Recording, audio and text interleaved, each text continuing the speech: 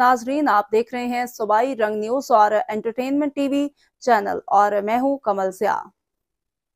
सबसे पहले नजर डालते हैं आज की अहम खबरों पर।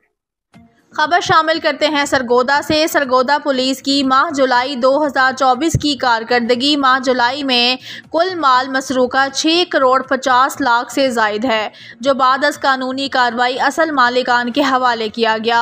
सरगोदा पुलिस जराइम पेशा अनासिर के खिलाफ मुतहरिक हैं। जराइम पेशा अनासिर के खिलाफ क्रैकडाउन करते हुए 450 इश्तहारी मुजरिमान और 215 आदि मुजरिमान को गिरफ्तार किया।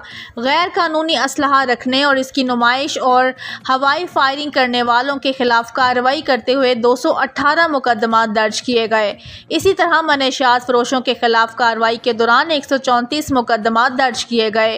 माह जुलाई में 2672 मुकदमात का इंदराज करके 1527 मुलजिमान को गिरफ्तार किया गया, जिनमें 15 खतरनाक गैंग्स भी शामिल हैं। TPO सरगोदा की जानिब से कहा गया कि जराइम पेशा अनासिर के खिलाफ क्रैकडाउन जारी रहेगा। कानून शिकनी पर सख्त कानूनी कार्रवाई अमल में लाई जाएगी। शहरियों से गुजारिश है कि वो इंसदादे जराइम के लिए सरगोदा पुलिस का साथ दें।